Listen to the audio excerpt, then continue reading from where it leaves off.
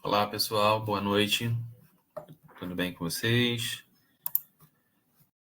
Vou fazer o compartilhamento de tela aqui e, assim como eu fiz na semana passada, eu vou compartilhar minha tela por completo para a gente poder ficar indo e voltando, tá? Para eu poder mostrar para vocês os códigos no R conforme a gente for fazendo, tá?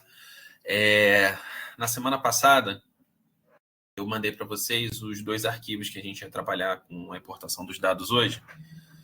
E aí eu estava dando uma testada nos arquivos aqui antes da aula, e aí aconteceram alguns probleminhas que eu queria falar com vocês. Tá? O R, ele tem esse problema de...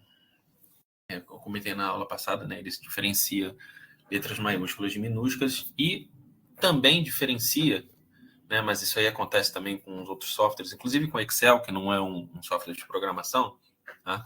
Quando a gente tem acento, tio, acento circunflexo, essas coisas no banco de dados, né? Eu consegui resolver isso, tá? Mas basicamente eu tinha que tirar tudo que tinha acento, tio, acento circunflexo, essas coisas nos bancos, tá? Então eu vou falar com vocês o que foi acontecendo aqui ao longo da importação, e aí vocês conseguem ajustar isso com o banco, com os dois arquivos que eu mandei para vocês na semana passada. Mas também não tem problema, tá? No final da aula eu envio os arquivos já também trabalhados aqui para vocês, para quem não conseguir assistir a aula, não precisar ficar perdendo tempo com isso, tá? Não tem problema nenhum. Beleza? Bom, então na aula passada a gente viu até matrizes, né? E paramos na parte de data frame. Bom, a parte do data frame, dos data frames, né? É aquela parte que a gente trabalha com a importação dos dados, na maioria das vezes, tá? Com a importação dos dados.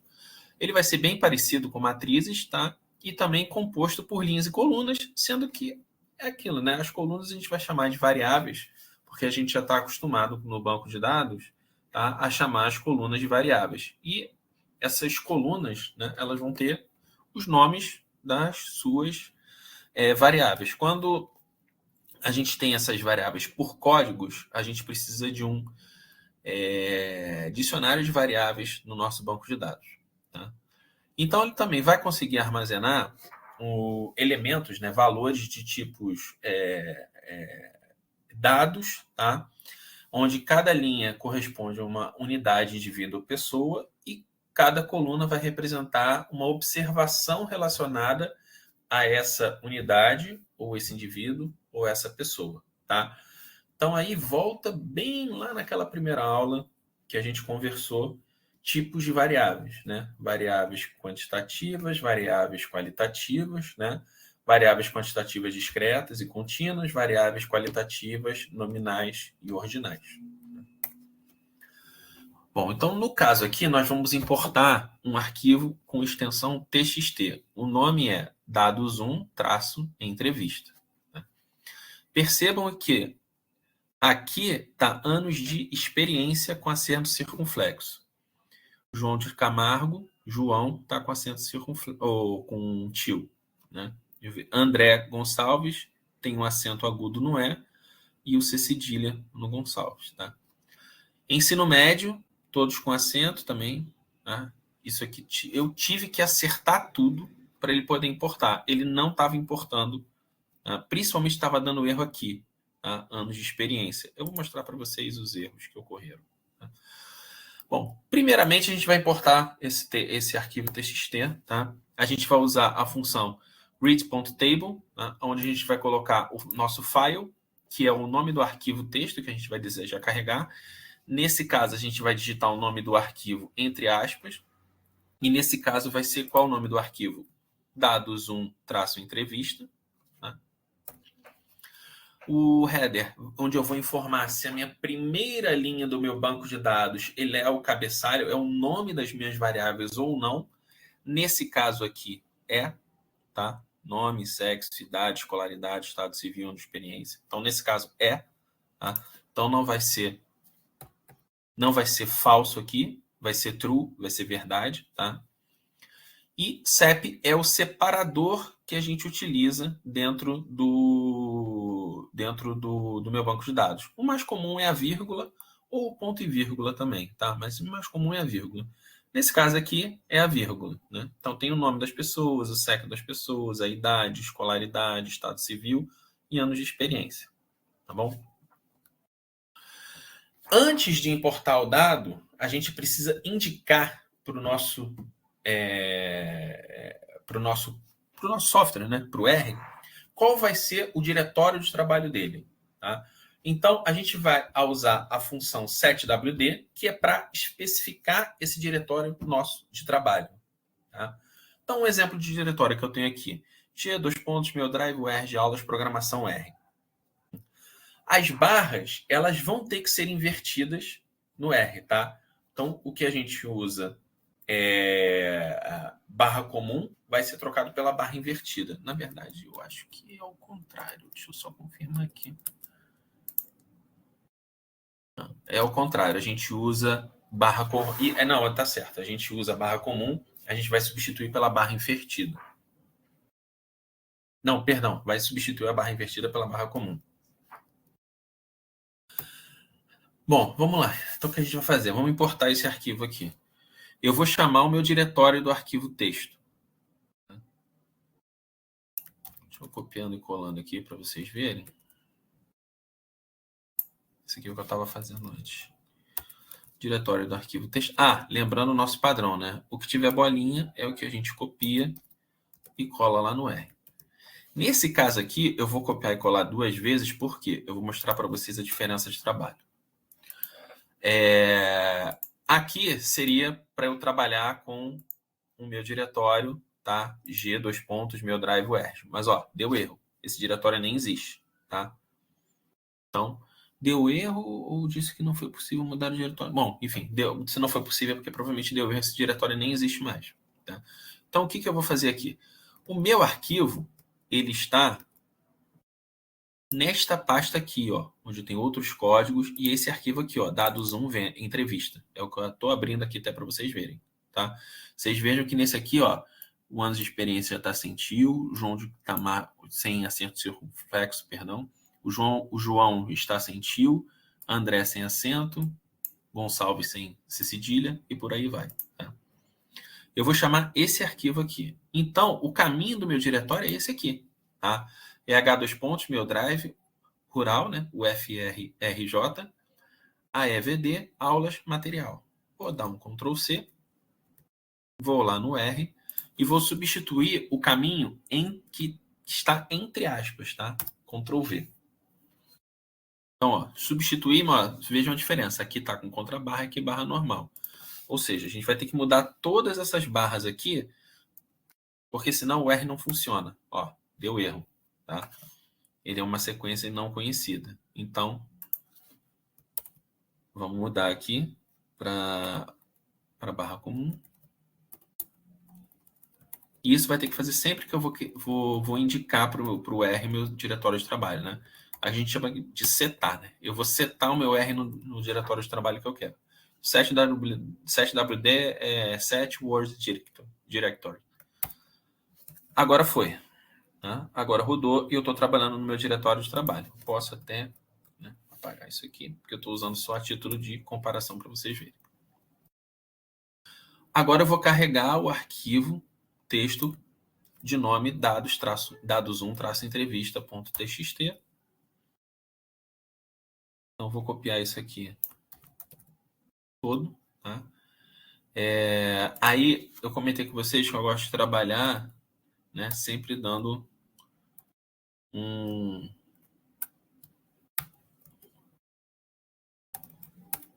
Enter depois da vírgula, que eu posso dar uma vírgula aqui, Enter, aí ele cai para baixo certinho, Enter, cai para baixo certinho. Tá? Então, esse aqui é o nome do arquivo que eu quero importar, dados1.entrevista. Header, eu estou chamando de true, porque header é o cabeçalho, é o nome das minhas variáveis, nesse caso desse meu arquivo é verdade. E a separação que eu estou utilizando é a vírgula. Se fosse ponto e vírgula, era só mudar aqui para ponto e vírgula. Mas no nosso caso é vírgula. Vou rodar. E aí ele já carregou aqui dados em entrevista. 7 observações de 6 variáveis. Tá? E o próximo passo é ver esse nosso objeto dados.entrevista que eu criei aqui. E ele vai aparecer aqui embaixo. Ó. Vou pedir para ver, né? Então, nome, sexo, idade, escolaridade, estado civil, anos de experiência. Tudo bem?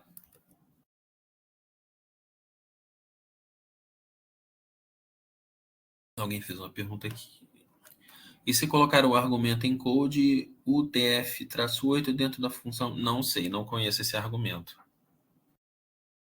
Júlio colocou um argumento. Júlio César aqui deu uma opção de colocar um argumento. Eu nunca usei esse argumento em code.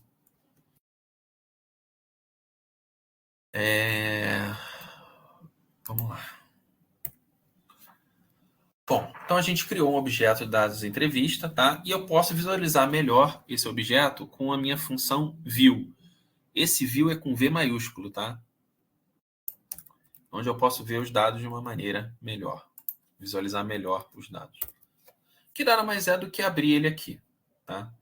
Da mesma maneira que eu abri ele com o comando view, eu posso clicar nele aqui também, no meu environment, que ele vai abrir também. Inclusive vai me dar aqui o comando.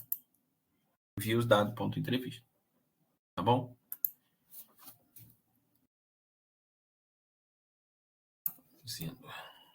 Né? Essa aqui é a nossa saída, tá? Nesse caso, algumas colunas são numéricas, outras são texto. Tá? Se as colunas no arquivo texto forem separadas por espaço ou tubulações, o argumento CEP não vai ser necessário. Né? Em um data frame, a gente pode selecionar linhas e colunas da mesma forma que a gente faz como matrizes. Né?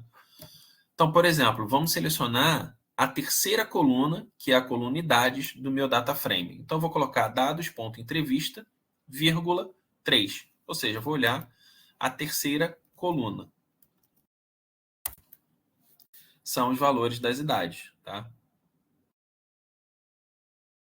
Dados entrevista quarto, 4, né? Aí eu coloco a vírgula depois, eu vou olhar a quarta linha. Lembrando que, nesse caso, eu sigo o mesmo padrão da matriz. É linha, coluna. Tá? Nesse caso aqui, se eu coloquei 4, vai ser a quarta linha, tá, do meu data frame. E se eu colocar 4,3, eu vou olhar só a idade do André, que é 24. Tá? Aí eu vou olhar especificamente como se a gente tivesse no Excel, uma célula. Né? Posso usar o dólar também, ao invés de indicar para ele numeração de colunas e linhas, eu posso usar o dólar. Então, por exemplo, vou usar o dólar sexo aqui, para poder dizer que eu quero olhar minha variável sexo. Tem muitas pessoas que preferem trabalhar com o dólar do que com a indicação da numeração da matriz, linha ou coluna, mesmo sendo data frame. Tá? E vou olhar também a variável escolaridade. Tá? E aí aparece aqui embaixo, açaí. Quais são as variáveis que tem dentro da escolaridade no meu conjunto. Tá?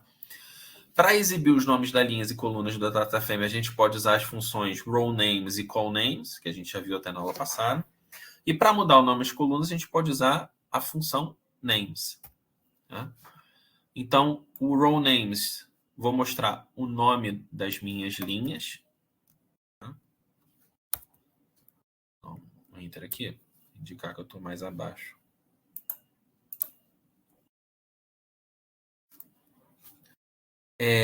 Bom, então nas linhas eu não tenho nomes, né? Tem apenas 1, 2, 3, 4, 5, 6, 7. Quando a gente vê aqui, ó, eu não tenho nome nas linhas, só tenho nas colunas, então apareceu de 1 a 7 aqui.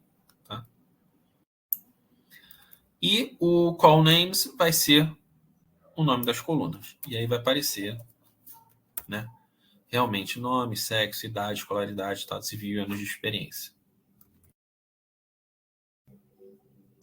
Posso mudar o nome das minhas colunas. Né?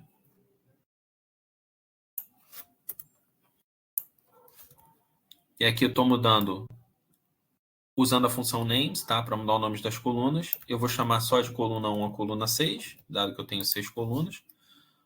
Eu posso tirar até esse mais aqui, né? E se eu pedir para ver dados em entrevista coluna 3, né? Sendo que esse coluna 3 aqui tem que estar entre aspas dupla, tá? E não aspas simples como está lá. Eu vou ver os dados da minha coluna 3, tá? E se eu pedir para ver só dados ponto em entrevista, que eu podia ter feito isso antes, né? Ele já mudou aqui, ó, coluna 1, coluna 2, coluna 3, coluna 4, coluna 5, coluna 6. Já mudou os nomes, né, das minhas variáveis, tá? Não tenho mais anos de experiência, né? Sexo, idade, nome, por aí vai.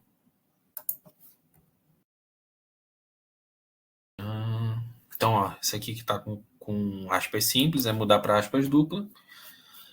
Também posso adicionar colunas e também linhas, tá? Num data frame, assim como a gente fez nas matrizes. Tá? E para isso a gente pode usar as funções cbind e rbind. No caso do cbind, a gente vai colocar uma coluna a mais. Então eu vou criar um vetor dizendo se esse meu entrevistado ele fala ou não fala inglês. Tá? Então eu vou criar um vetor. Fala inglês? Sim, sim, não, não, sim, sim, sim, não. Lembrando que se eu tenho 7 indivíduos, eu vou ter que ter 7 opções aqui, né? De sim e não, senão vai dar erro. Tá? Posso adicionar um vetor ao data frame.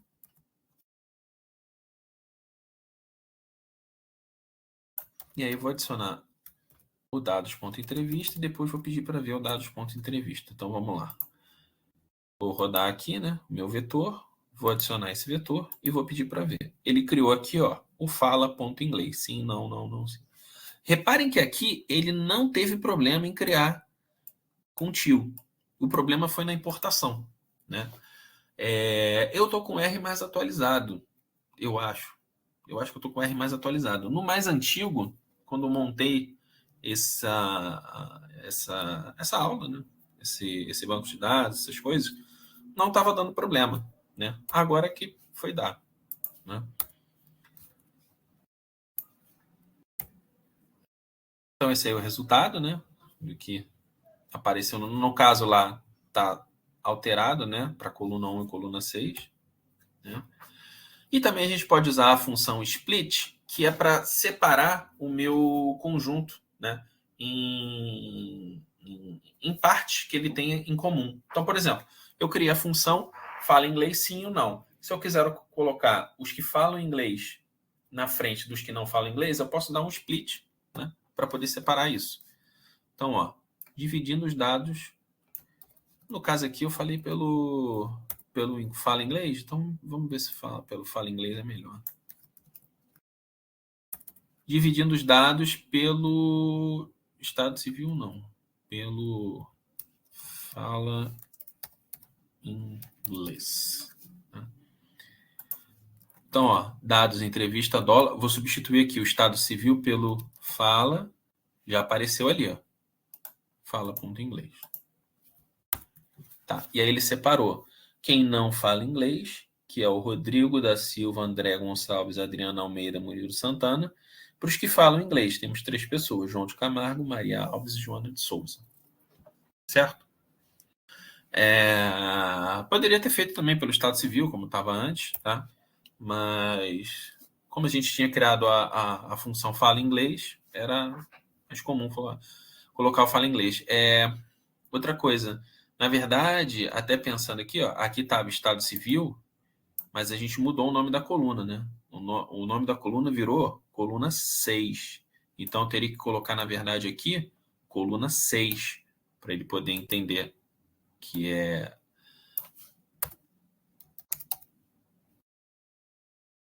a divisão pelo Estado Civil.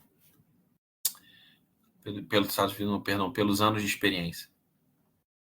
Não é? Então, pelo Estado Civil não é nem coluna 6, não. Pelo Estado Civil, coluna 5. Marquei errado aqui.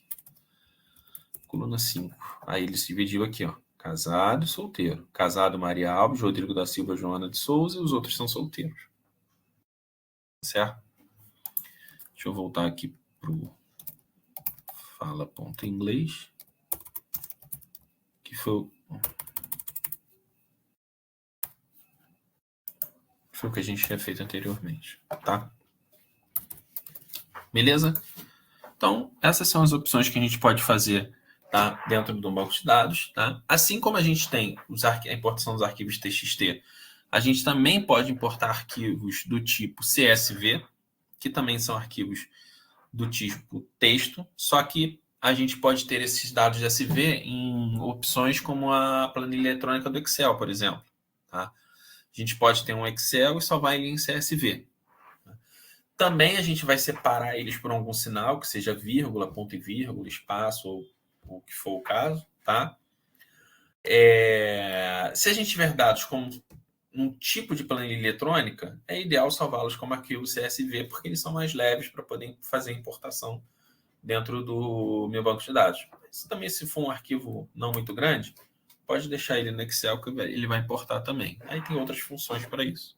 A gente vai importar aqui um arquivo extensão SSV que vai ter o nome dados2-vendas. Tá? Esse tipo de dado aqui. Equipe, vendas, despesas e lucro. A gente vai usar a função read.csv. Né? Aí a estrutura é bem parecida. File é o nome do arquivo CSV para carregar. Header, eu vou informar se a primeira linha é o nome das variáveis ou não. E CEP é o separador que foi utilizado. Então, no caso aqui não precisa, né? No caso, o arquivo dados2vendas, ele está no mesmo, tá? No mesmo diretório do arquivo dados1entrevista. Então, eu não preciso nem indicar o diretório de trabalho. Eu posso ler direto o arquivo CSV. Então, vamos lá. Lendo os arquivos CSV. Vou criar um objeto vendas. Tá? Esse objeto vendas, vou usar a função read.table. Dados2-vendas.csv. Vou dizer que a opção inicial do meu cabeçalho é verdadeira. Tá? Se a gente voltar aqui, ó, equipe, vendas, despesa, lucro. Então, a primeira linha do meu Excel, da minha planilha, né? Ela tem o nome das variáveis, tá? E a separação dele tá por ponto e vírgula. E aí eu peço para ver esse objeto vendas, né? E ele está carregado aqui direitinho, certo? Então, além do dados ponto e entrevista, criei o objeto vendas. E aí eu posso editar esse objeto. Tá?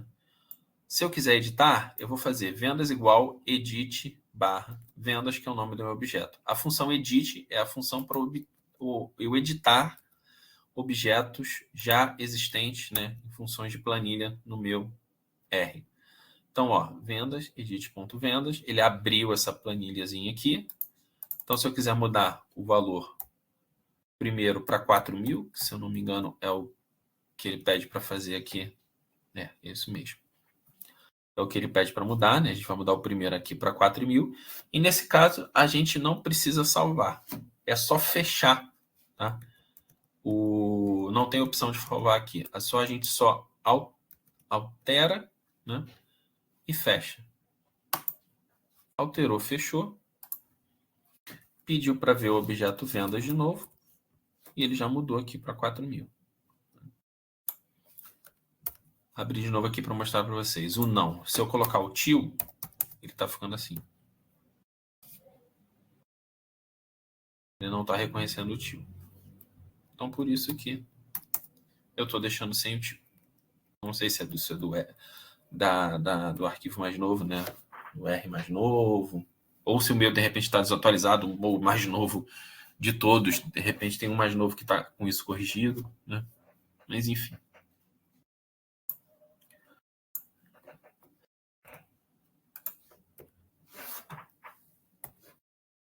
A gente também pode usar a função data, né? Ou data, né? Portuguesando, que é para ler bancos de dados já armazenados dentro do próprio R. Tá? Alguns conjuntos de dados já vêm padrão instalação do R. Tá? Outros vão precisar de pacotes específicos para serem baixados e serem instalados para poder ter esses bancos de dados já acoplados no R. Tá? Um banco de dados bem conhecido é o banco de dados CARS, que é de carros, tá? Onde ele dá a distância, a velocidade e a distância percorrida de alguns carros. Tá? Então, se eu pedir para ver data, entre parênteses e entre aspas, cars,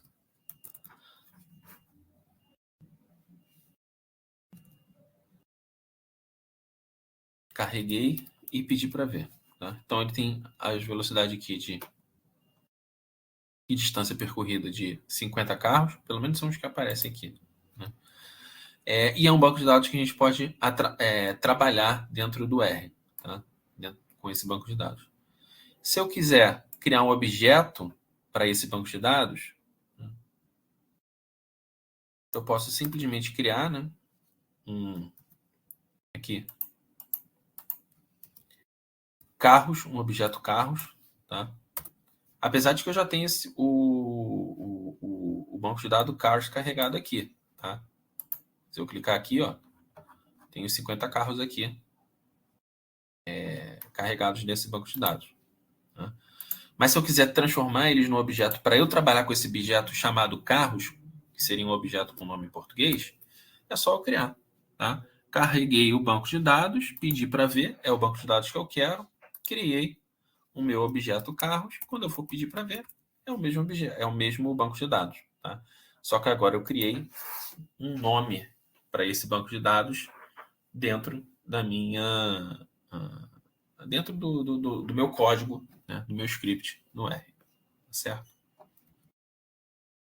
Bom, agora a gente vai para a segunda parte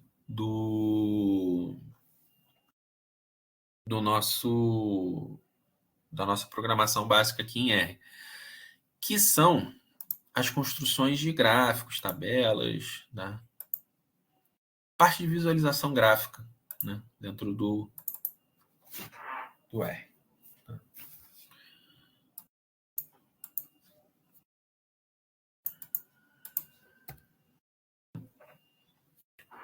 Bom, essa parte de banco de dados eu vou pular, gente, porque a gente já viu, né, na parte inicial do nosso curso sobre banco de dados, tá?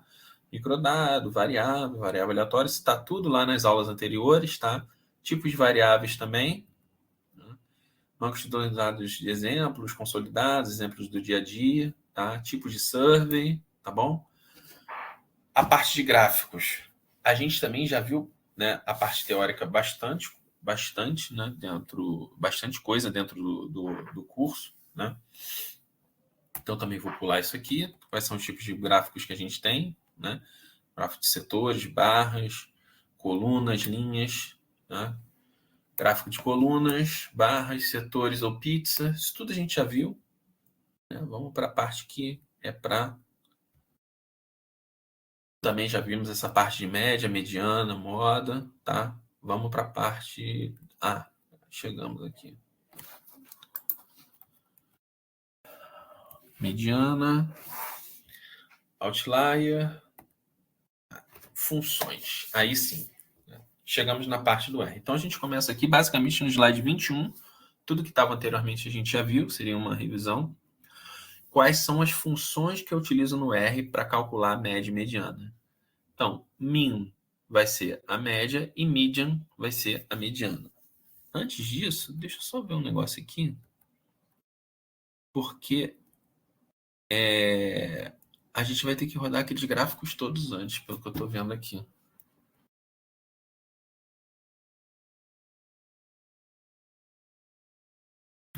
Vamos fazer o seguinte, eu vou abrir os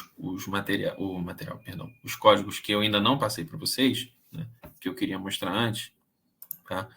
São os códigos para o R. Para toda aquela função aqui, isso tudo a gente já viu, tá?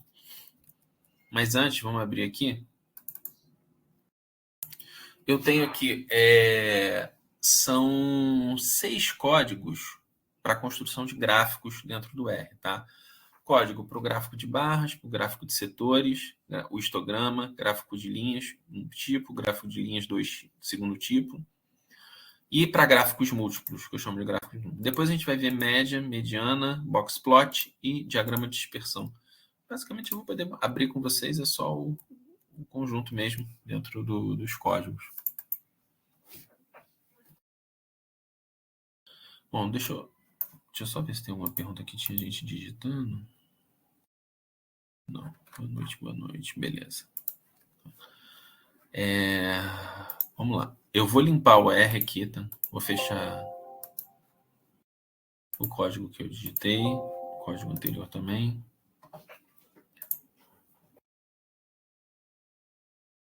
Acho que eu abri alguma coisa aqui a mais. Deixa eu fechar. E abrir de novo. Gráfico de barras, tá? Vou limpar aqui também. E vou limpar o meu console. Console para limpar é o Ctrl L. Tá? Não se esqueça. Bom, vamos lá. Vamos criar o nosso primeiro gráfico de barras aqui no R. O que eu vou fazer primeiramente? Vou criar um vetor de estado civil. Tá? Onde eu tenho aqui vários tipos de estado civil. Né? Solteiro, viúvo, divorciado, casado, por aí vai. Muito bem. Criei meu estado civil. Tá? Pedi para olhar esses valores. Então tá aqui, solteiro, viúvo, divorciado, casado. Qual é o tamanho da minha amostra? Eu vou indicar que o tamanho da minha amostra é nzinho, porque a gente já viu lá na primeira aula que a gente faz a anotação da amostra por nzinho. Né? Meu nzinho é 27.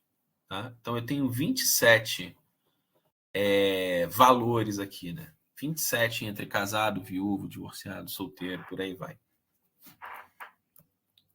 Vou encontrar também as minhas frequências absolutas de cada um. Tá? Então, eu vou criar uma mini tabelinha aqui, que eu chamo de table, da minha função estado civil, né? Ou est civil, que foi o objeto que eu criei aqui em cima. Então, ele está me dizendo que aparecem 10 casados, 7 divorciados, 7 solteiros e 3 viúvos. Tá? Então, nzinho é o meu tamanho amostral, 27. Ni é o meu tamanho referente a cada classe que eu tenho. Eu tenho 4 classes aqui, né? Estado civil casado, estado civil divorciado, solteiro e viúvo. Tá? Se eu quiser utilizar as porcentagens, eu vou substituir o NI por FI. E eu vou fazer FI igual a round, que é de arredondamento. Tá? Essa função round aqui, no final eu indico ela que eu vou usar com 2 casas decimais. Tá? E aqui eu construo a fórmula do percentual, que é o meu NI dividido por Nzinho vezes 100. Ou seja, são os valores, né? Casado, divorciado, solteiro e viúvo, ou seja, 10 dividido por 27 vezes 100. Depois, no divorciado, 7 dividido por 27 vezes 100. Solteiro, 7 dividido por 27 vezes 100. E no viúvo, 3 dividido por 27 vezes 100. Isso vai me dar 37,04, 25,93, 25,93, porque o valor foi igual, e 11,11. Ah, mas afinal, o que é esse round 2 aqui que eu não entendi? É o número de casas decimais. Se eu botar 5 aqui e pedir para rodar de novo, e pedir para olhar, ele vai me dar 5 casas decimais após o ponto aqui. Se eu colocar uma, ele vai me dar uma casa decimal. 37, 25,9, 25,9 e 11,1. Tudo bem? Então, vamos manter com 2 aqui, que estava com 2. Manter esse FI com 2 casas decimais. Primeira coisa que eu vou fazer é a minha função barplot. Barplot é o meu gráfico de colunas. Barplot do NI, eu estou fazendo barplot do meu quantitativo. Tá? Então, aqui são 10, 7, 7 e 3, porque eu estou fazendo do NI. Primeira coisa que eu vou fazer, adicionar um título ao gráfico. Para adicionar o título ao gráfico, eu vou colocar o argumento main. Tá? Então, main eu coloco dizendo que é gráfico de barras para o estado civil. Vou fazer o seguinte, vou botar para baixo aqui. E tudo que tiver vírgula a gente vai jogando para baixo para vocês verem a diferenciação. Acrescentou aqui a partir do título do gráfico. Tá? Então, ó, estado civil, o título, né? Aí estou acrescentando agora os títulos dos eixos aos gráficos. Então, o X-Lab é o label de X. O Y-Lab é o label de Y. Ou seja, vai ser o nome do eixo X, que vai ser estado civil, e o nome do eixo Y, que vai ser frequência absoluta. Pedir para rodar. Aparece aqui, frequência absoluta, estado civil. Posso mudar a cor do gráfico. Tá? Então,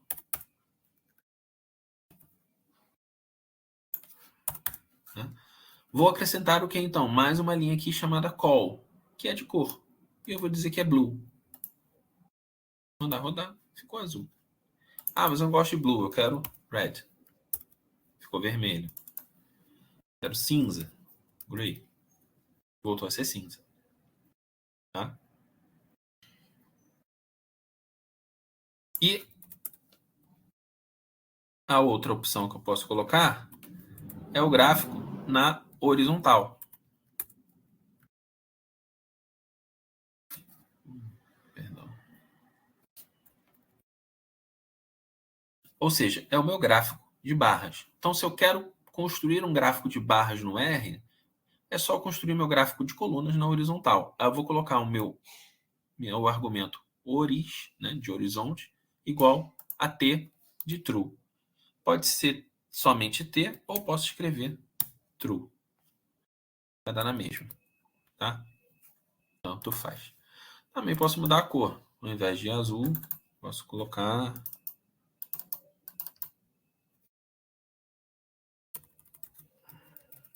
green. Ah, mas não está aparecendo aqui, só está casado e solteiro. Não tem problema, é só dar o zoom. Ele vai aparecer tudo. É porque aqui, como ele mostra o gráfico um pouco menor, às vezes somem alguns labels aqui. Mas quando você dá o zoom e coloca ele por completo, tá? Ele aparece tudo aqui, ó. Casados, divorciados, solteiro e viúvo. Então, posso criar o gráfico de coluna. Né? Bom, e se eu já tiver as porcentagens, tá? Eu posso criar um gráfico só de porcentagem. Aqui eu também poderia ter feito com a porcentagem, tá? Eu fiz com NI, mas ó, eu poderia fazer aqui com FI. Se eu faço com FI, mudou aqui o eixo, tá? E aí mudou as porcentagens aqui.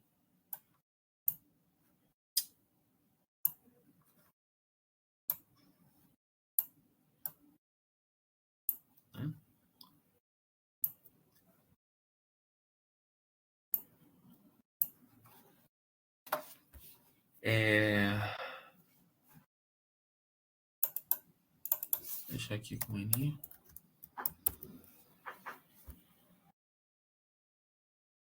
Se eu já tiver as porcentagens, vamos considerar a variável classe social, tá? Pobre, 25,31%, classe média, 49,92% e rico, 24,27%. Vou criar um vetor, tá? Com as frequências, 25,31, 49,92, 24,77. E vou colocar um nome para essas frequências, tá? Pobre, classe média e rico, que vai ser o nome das classes. Então, se eu coloquei nomes para frequências e pedir para ver o meu objeto frequência, aqui embaixo ele vai aparecer, ó, pobre, classe média e rico. Com os valores da porcentagem. O bar plot das minhas frequências, tá? Vai ser esse aqui. Eu posso adicionar alguns parâmetros, né, no meu bar plot. Como já estava fazendo no título, né? Classe social.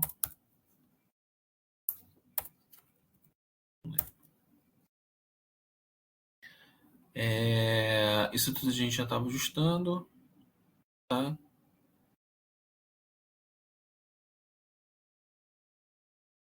Aí, deixa eu só descer aqui, para a gente manter o mesmo padrão de tem uma vírgula, desce para vocês verem aqui.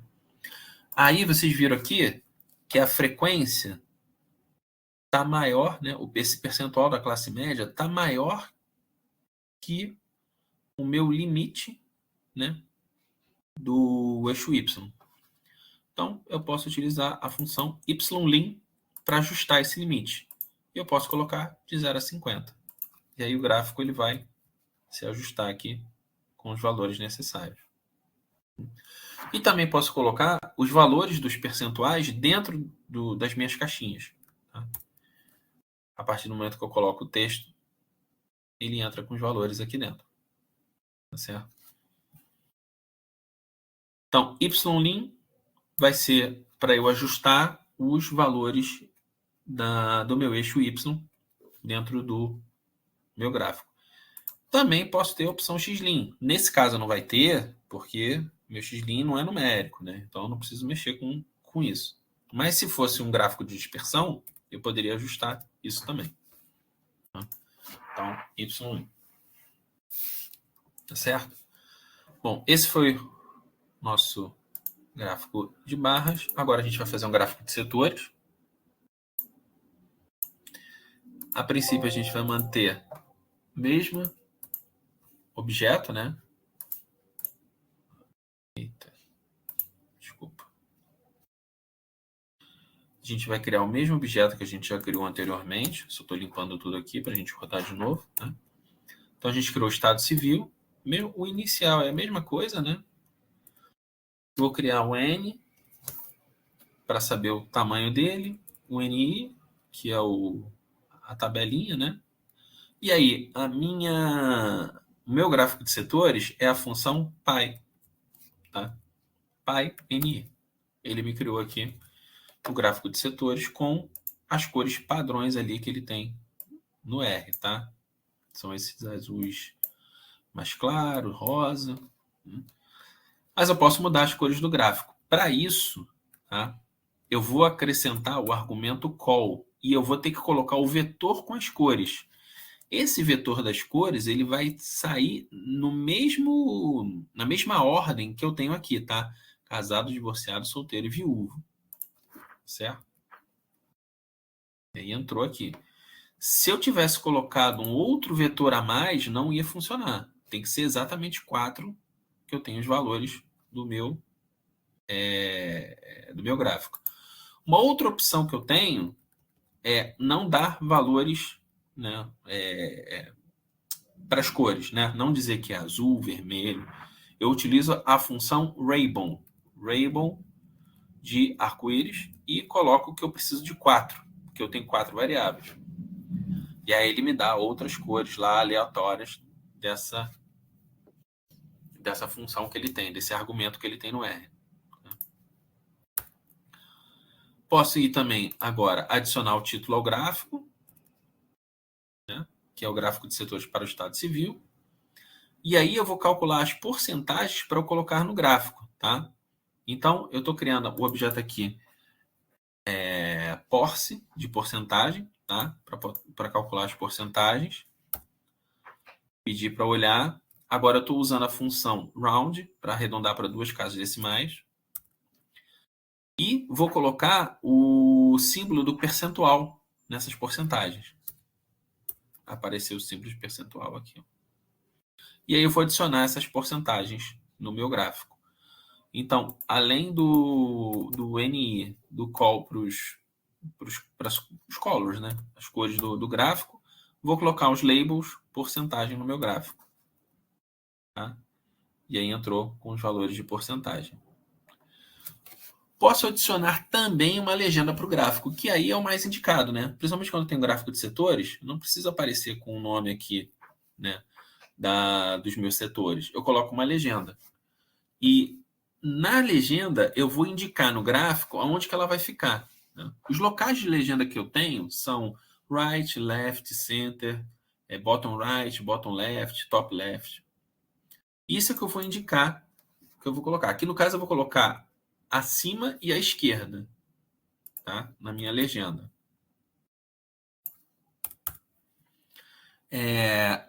A legenda vai receber os títulos, né, do meu NI, que eu criei aqui em cima. Ó, meu NI que eu criei aqui em cima, que era aquela tabela. Vou até rodar aqui para vocês verem de novo. Casado, divorciado, solteiro e viúvo, tá? Que são das frequências.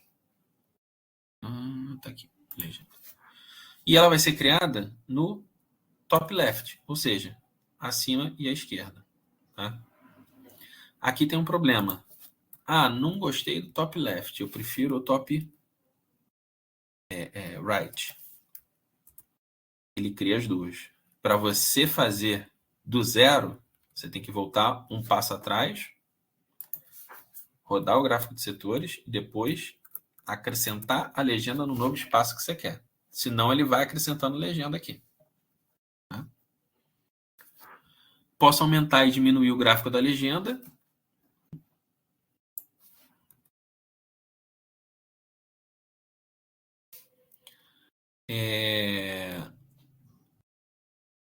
Então, meus labels, porc, eu vou colocar porce, né? Eu vou colocar radius 1. Então, só para ver aqui. E, no caso aqui, eu vou acrescentar o tamanho das células da legenda. Ficou menorzinho aqui e à esquerda. Aqui eu posso mudar, sei lá, para 0.5. Para 10.5 não.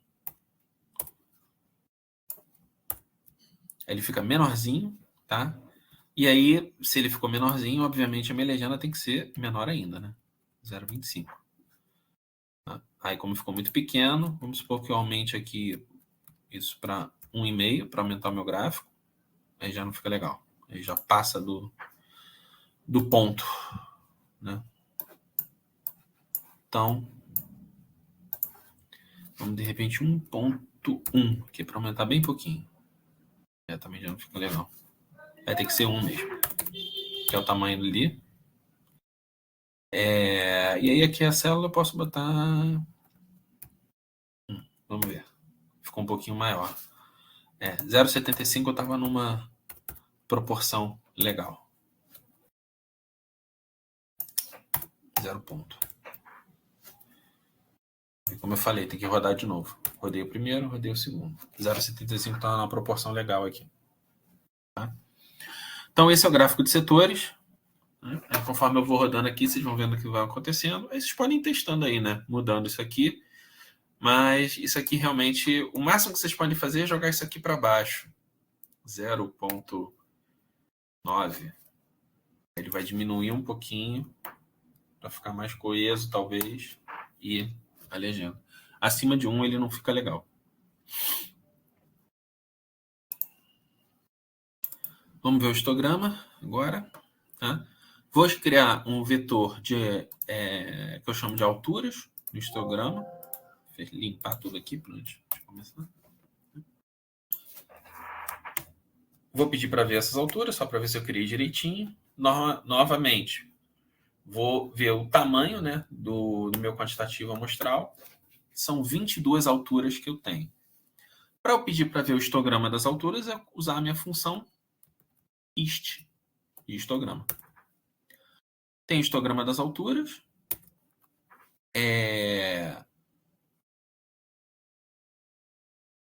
Aqui já está como cinza, né?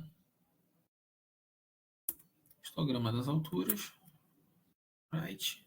Falso. Mas aqui já está como cinza. Ah, não está como cinza, não. Ele é um cinza mais clarinho, né? Esse argumento aqui, right? Deixa eu lembrar o que é. Que eu acho que é para usar ele no percentual. Frec.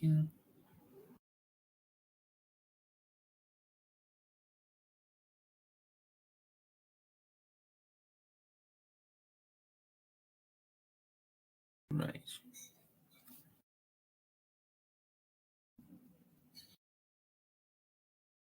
Ah, tá. O histograma é o seguinte. Esse right é um argumento lógico. Né? Se for true, né, verdade, as células do histograma elas são fechadas no intervalo. Tá? Se for falsa, elas são abertas no intervalo. Né? Lá na primeira aula, quando eu mostrei para vocês também, inclusive tem uma uma questão na lista, na atividade 1, né?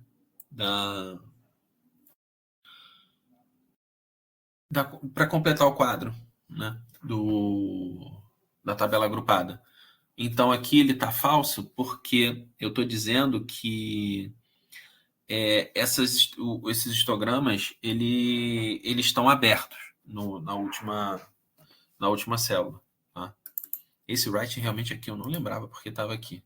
É por isso que, gente, a função F1 do R ajuda muito, tá? Eu vim aqui e falei assim, nossa, esse write é o quê? Eu achei que fosse mudar a cor, né? Mas mudou a cor é o de baixo. Né? Então é uma função lógica para eu dizer que é falso, para dizer que as alturas estão abertas na segunda parte. Né? Então, pedindo para ver de novo, ó, vocês veem que se o histograma for fechado, né, ele fica assim. Se for aberto na segunda altura, ele já fica assim, ele já fica um formato um pouco mais normalizado. E essa cor gray é porque ele fica um cinza mais escuro. Tá? Aí eu vou criar um título, tá, para o histograma. Criei um título para ele, para a variável altura, que eu não tinha o título ainda. Né? E aqui eu estou acrescentando, além do título, né, o label de X e o label de Y, dizendo que são as frequências e as alturas em centímetros. E aí eu montei um histograma aqui para o meu conjunto de dados.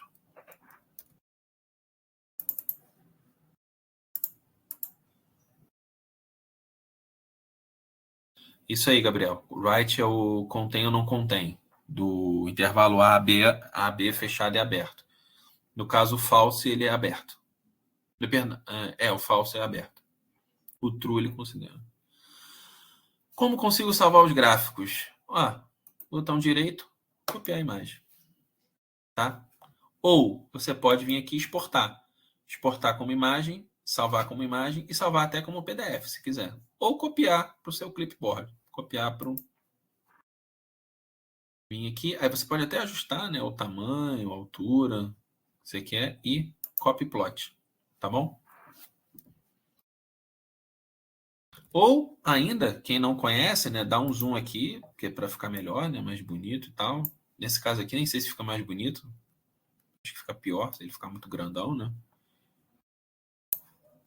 Eu acho que aqui ó, tem um comando chamado Shift Windows S, tá? No teclado. Shift Windows S. Aí eu vou selecionar o arquivo e vou cortar ele.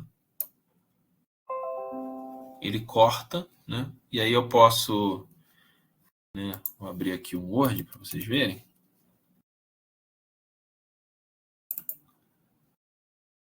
Abrir, colei, tá? Então, ó, eu fiz isso aqui com o Shift mais a telinha, né, do Windows no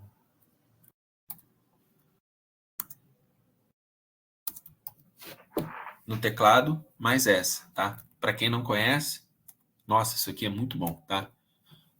Dá para dar print em tudo que é lugar. Shift Windows S. Anota aí que isso aqui é muito bom.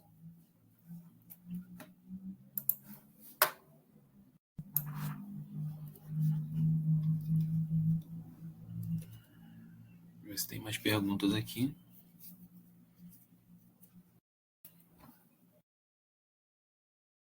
Qual é o mais correto? Deixar aberto ou fechado? Eu costumo deixar aberto, tá? É o mais comum. O mais comum é a segunda parte ser aberta. Tá?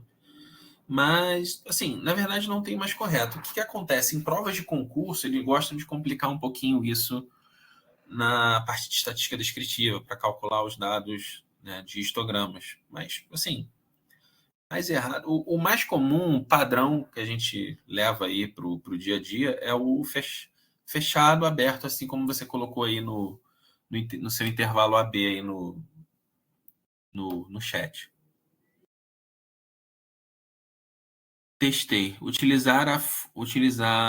Se utilizar o file encoding igual a latim, entre aspas, tá? Dentro da função readTable, o R faz a leitura dos acentos. Eu não conhecia esse argumento. né? Mais um argumento aí para ser colocado. De repente, pode importar os dados aí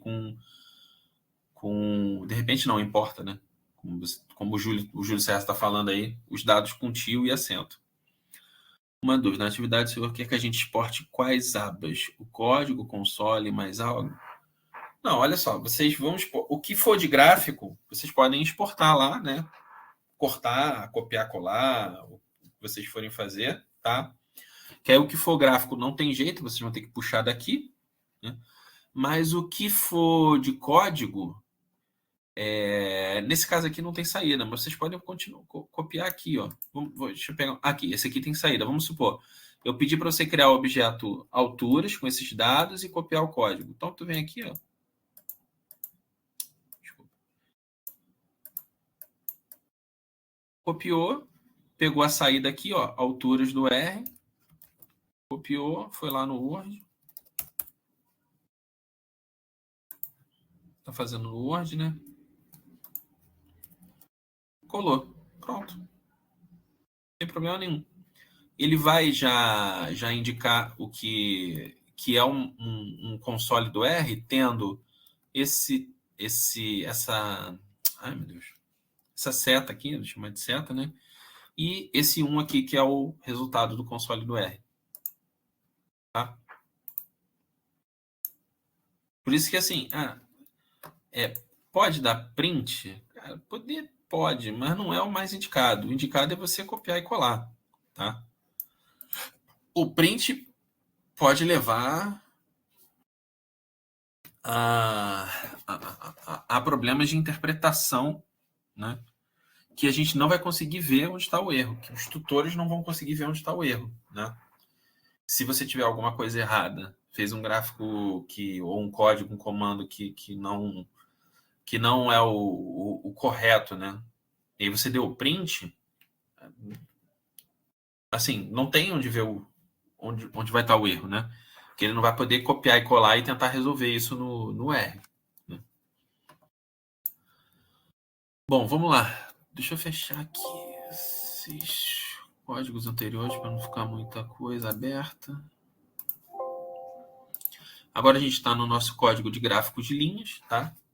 Então, a gente vai ver agora gráficos de linha, né? Gráfico de linha, como eu já falei anteriormente, são gráficos que têm em função do tempo, né? Então, vou aqui, dados referentes ao número de vendas de automóveis por ano. Ó, isso aqui é uma coisa que está ocorrendo sempre. Meu número estava com acento antes, agora ele está... Tudo que está vindo com... Tudo que tinha acento no meu código do R antigo, está vindo com interrogação. Então, ó, vou criar o objeto anos, vou criar o objeto número de vendas, tá? Num.vendas. Então, criei os dois objetos aqui, ó, anos e num vendas, com aqui, ó, 2010, 16, 235. E vou fazer o plot. Tá? O plot, aí nesse caso aqui, eu vou deixar um do lado do outro. Por quê? A gente vai plotar os anos, que vão ser o eixo X, em relação às vendas. Tá? Então, vou deixar um do lado do outro mesmo, nesse aqui, nesse primeiro caso. Então, ele vai plotar isso aqui, tá? Os anos em relação ao número de vendas. Aí aqui a gente já pode descer e colocar para baixo. Esse type O, eu vou adicionar os segmentos de reta. Ou seja, vão entrar com as linhas aqui. Então, além do segmento de reta, eu agora vou mudar os marcadores. Aqui eu estou optando por esse 19. Vai ficar uma bolinha fechada. Né? Poderia botar, sei lá, o 14. Ia ser um quadradinho aberto. Sei lá, o 25.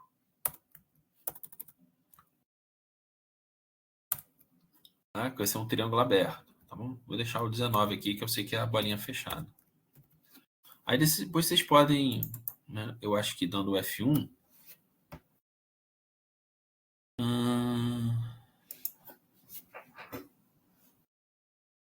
Engraçado. Achei que fosse direto na função.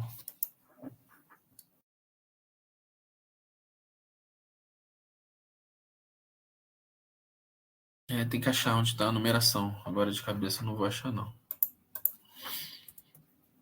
Enfim, mas no F1 vocês acham isso, tá?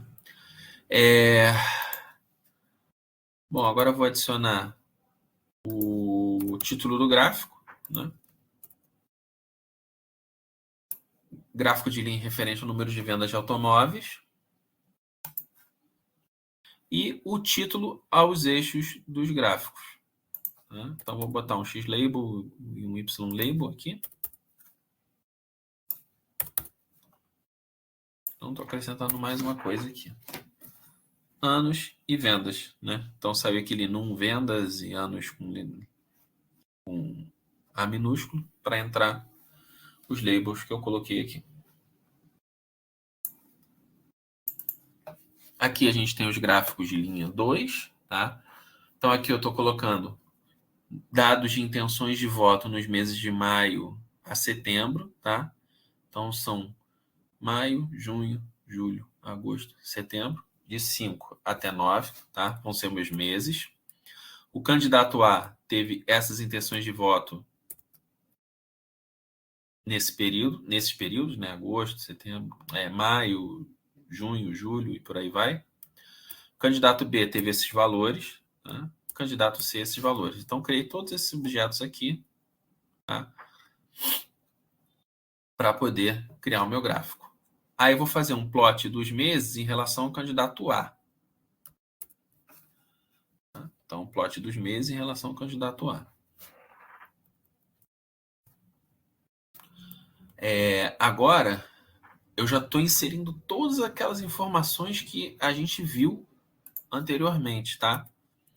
Estou inserindo o tipo, estou inserindo o tamanho, né?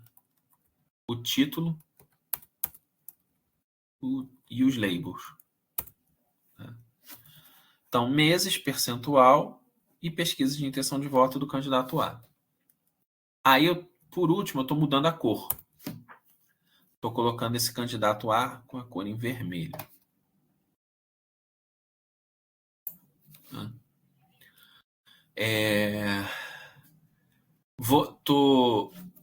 Como ele tem aqui um valor 40,6, ele está acima do 40 aqui, no final eu vou definir esses valores para a categoria do eixo Y, tá? Então eu estou acrescentando aqui, além do coisa, o Y limite, tá? Que é de 0 a 45.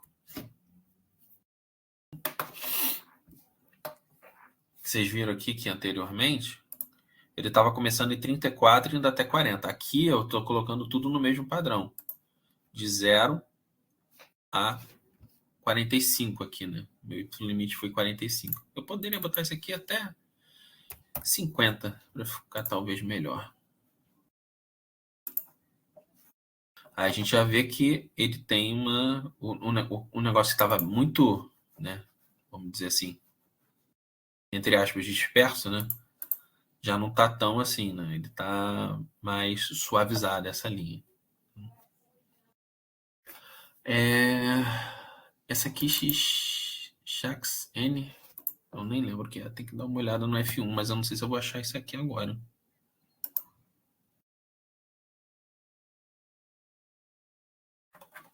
Ih, caramba, tá lá embaixo. Eu não vou achar isso aqui agora. Vou deixar para vocês procurarem em casa, que vai ser o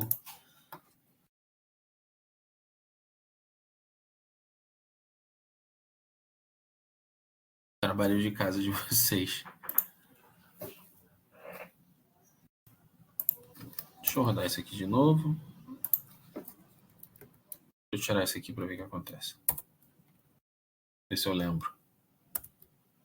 Ah, tá.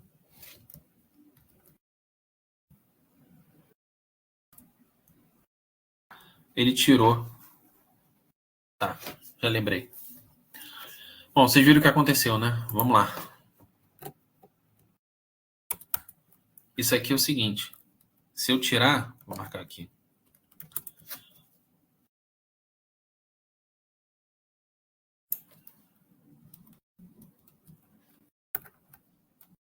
Só para vocês verem.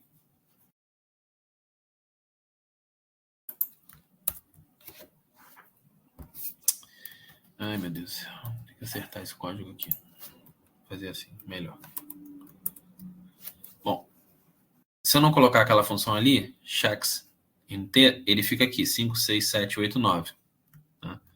Acrescentei esse x a xt igual a n de no, né, de não aparecer, ele tirou os labels aqui dos meus meses. Tá? E aqui, agora, eu vou adicionar os novos labels, que vai ser maio, junho, julho, agosto, setembro. Com essa função aqui, ó, axis, de eixos, né?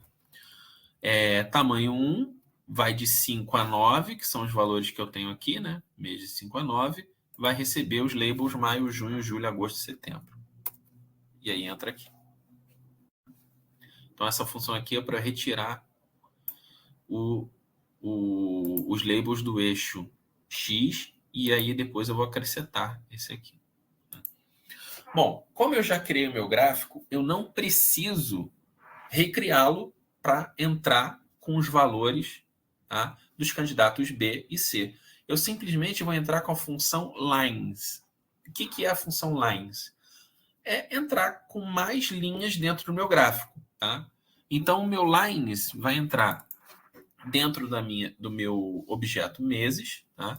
Vai vir o meu candidato B. Ó, lembra aqui, ó, no meu plot eu botei meses, candidato A, ou seja, XY. Né? Então, lines é a mesma coisa, XY, X meses e valores do candidato B. O tipo vai ser igual, né? O, tamanho 19 e cor azul. Então, entrei com o candidato B e o candidato C é a mesma coisa, só que vai entrar com verde. Tá? Beleza. Entrei com as 3 linhas. O que eu preciso agora? Legenda. Tá?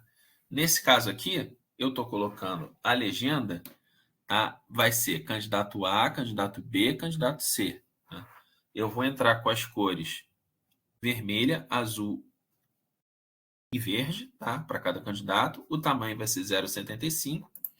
E a legenda vai ficar na posição x8y igual a 15. Então, eu não estou colocando essa legenda, tá, nas opções mais conhecidas, que são right, left, center. Eu estou colocando ela especificamente quando o meu x é igual a 8 e o meu y é igual a 15, que é aqui, ó. 8 e y igual a 15. Tá? Então, x8 agosto e y15. Para ficar bem enquadrado no meu gráfico. Tá? Então, vejam que eu estou colocando isso aqui, é uma posição. Ah, poderia ser x igual a 8, y igual a 10? Olha, eu acho que poderia. Eu acho que ficaria algo aceitável. Não, não dá. Ele já começou em 10 aqui, já desceu muito, entendeu? Então tem que ser 8,15 mesmo. Então, ó. E aí, ó, não tem jeito, tem que rodar tudo de novo para ele poder funcionar e tem que ser aqui. Eu poderia testar, sei lá, 14, 13, talvez. Vamos testar 13.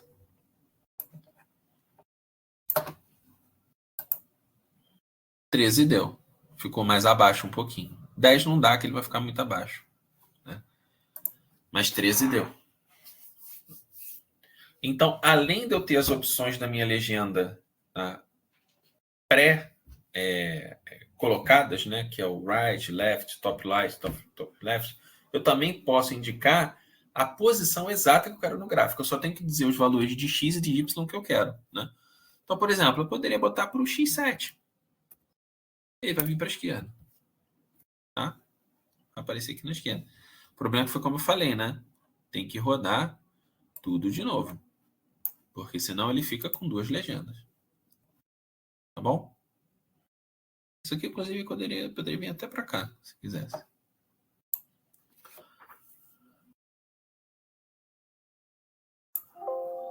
Vou fechar isso aqui.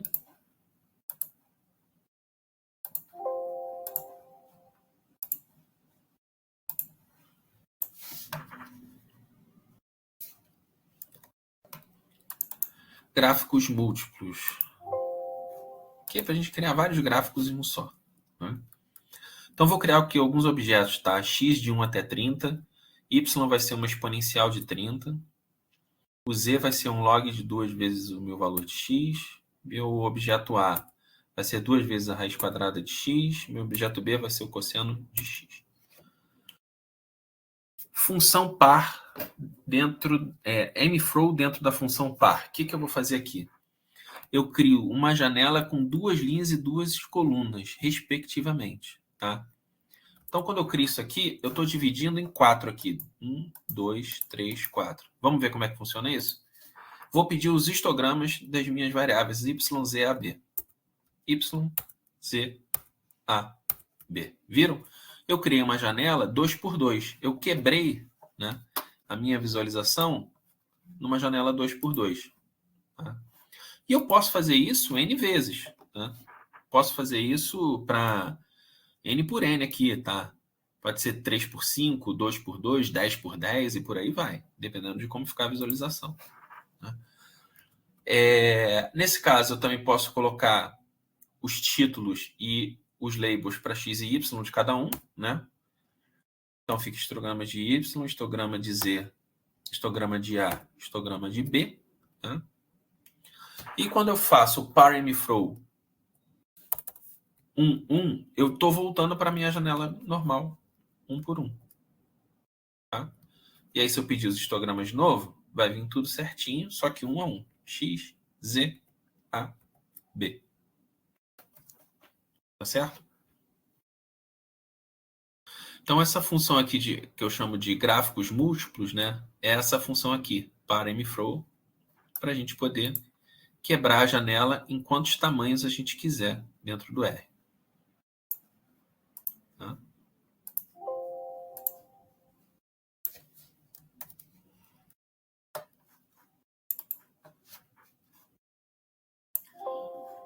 Vamos seguir.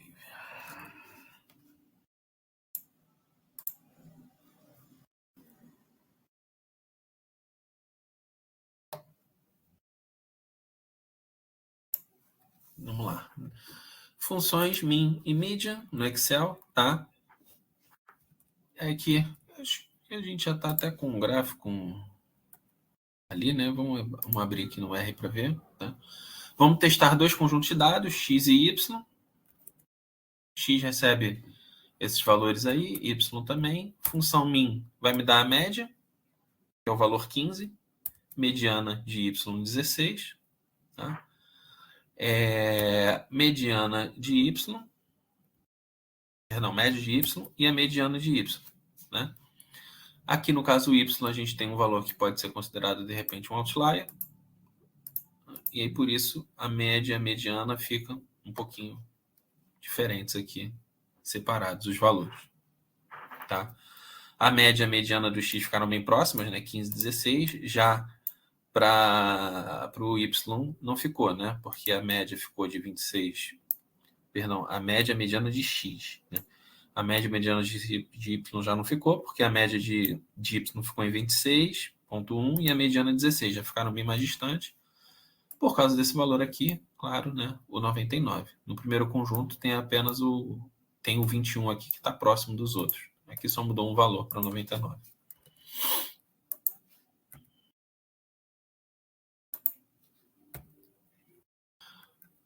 Bom, também a gente já viu sobre o boxplot, né? O que a gente tem no boxplot, os limites inferiores, tá? Detecção de outliers. Tá? Beleza. Vamos abrir lá o código do boxplot.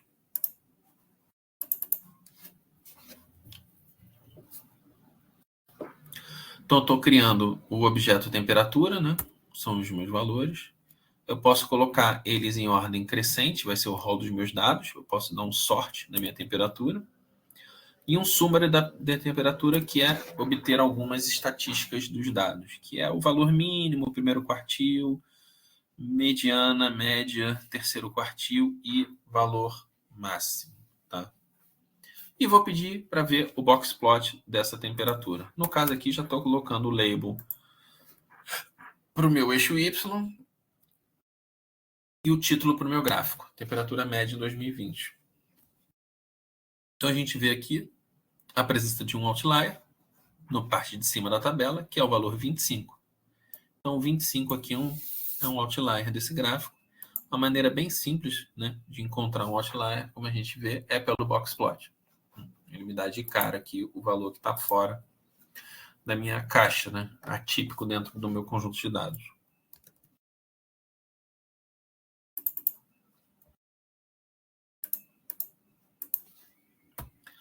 E para a gente fechar, né, o gráfico de dispersão que a gente já tinha visto, né, a gente vê aqui o diagrama de dispersão e a correlação dos dados, né?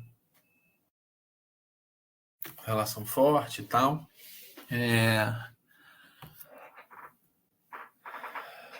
Enfim, vamos rodar esse gráfico aqui. Limpar antes de tudo.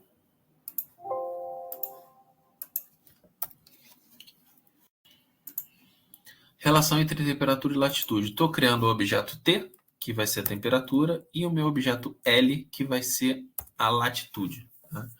Então, a minha temperatura aqui está indicada aqui em Fahrenheit, tá? E a latitude dos meus dados. Vou dar um plot do T e do L. Simples aquele plot, né? Temperatura, latitude. Tá? Nesse caso aqui, estou colocando o label para X e para Y e o meu tamanho do ponto 16. Tá? 19, que era o que a gente usava, a mesma coisa. 16 e 19 são iguais, então. Tá? Então, esse aqui é o meu gráfico de dispersão feito no R. Tá? Não tem muito...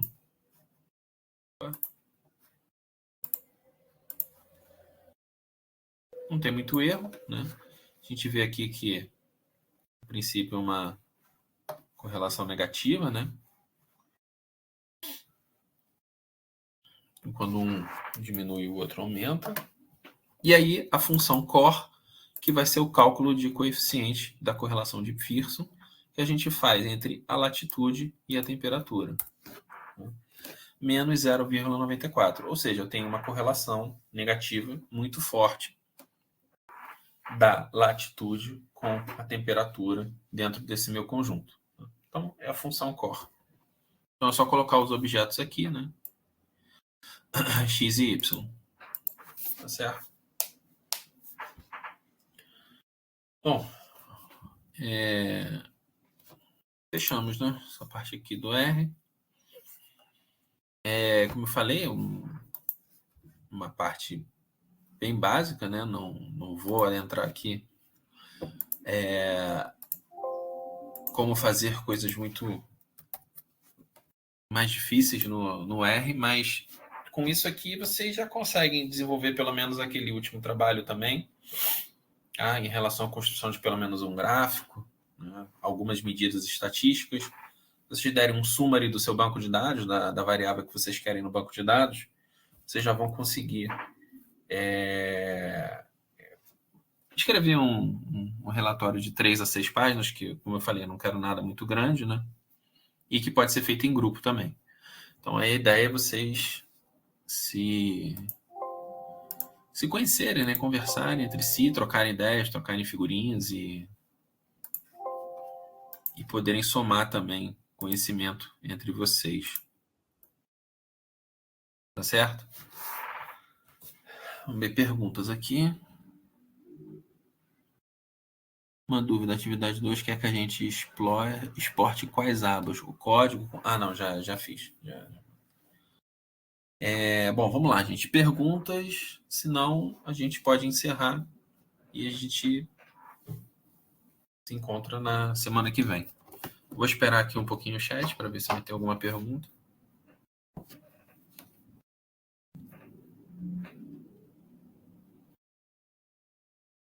Deixa eu ver se... Semana que vem a nossa aula é dia 7.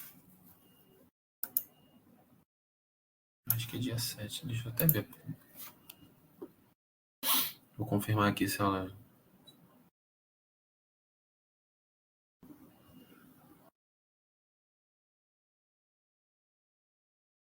A atividade 2 pode ser feita sem usar programação, certo? Pode.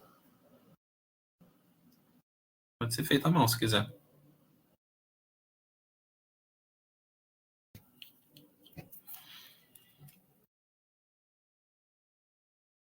vai ajudar muito mais utilizando os softwares, né? Mas se for fazer na mão, tudo bem.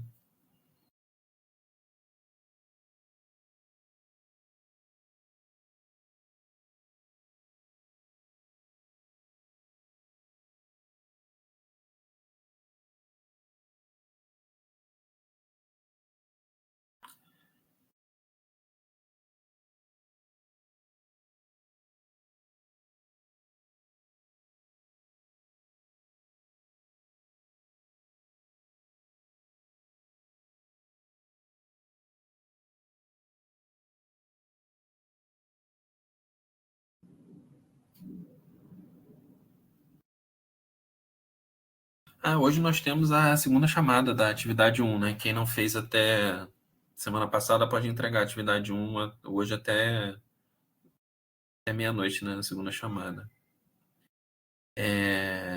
A gente adiantou a aula de quarta para hoje, né? Porque quarta-feira eu não vou poder. Nossas próximas aulas são dia 7 e dia 14.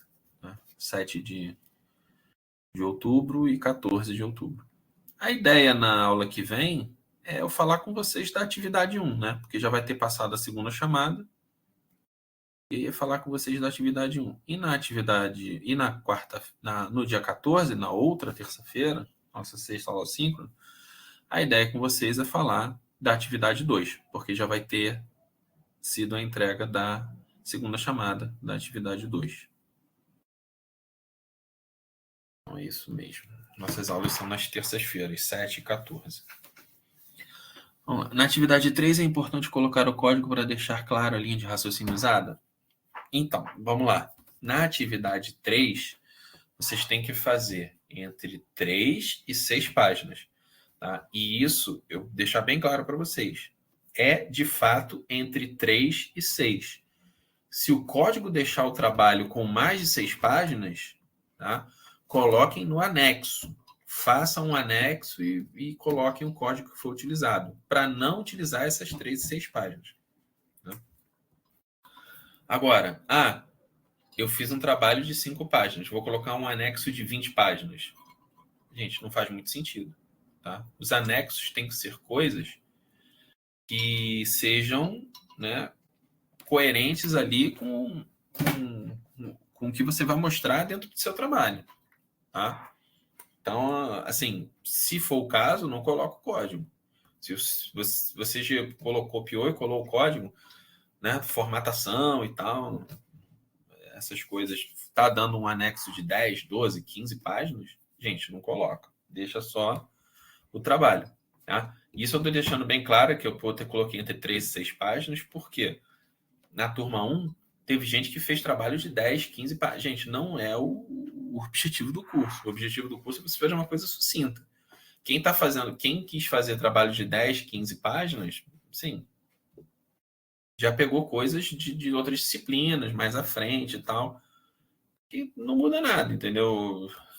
Basicamente, o cara tirou 10 fazendo 15 páginas, como ia tirar 10 fazendo 3, 5, entendeu? Que era o que estava sendo pedido na disciplina, né? Enfim, é isso.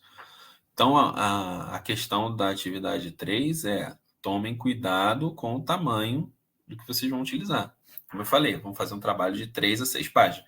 Mais de 6 páginas vai perder ponto. Menos que 3 páginas vai perder ponto. Tá? Estou deixando bem claro com vocês. Posso utilizar o anexo para aumentar um pouco o trabalho? Pode. Eu fiz um trabalho de 6 páginas e o meu anexo tem 2 páginas. Ok. Fiz um trabalho de 6 páginas e o meu anexo tem 4 páginas. Ok. Meu trabalho tem 6 páginas, meu anexo tem 12. Cara, não faz sentido nenhum. Desculpa, mas não faz sentido nenhum. Você está escrevendo basicamente Está dizendo que o seu anexo é mais importante que o seu trabalho. Tá? Então vamos começar a ter essa linha de raciocínio mesmo, né? Dentro da escrita de um trabalho acadêmico. Tá? Mais alguma coisa, gente?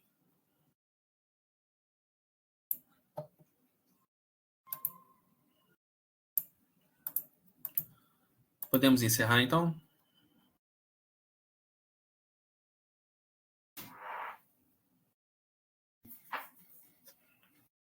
Tem gente digitando ainda.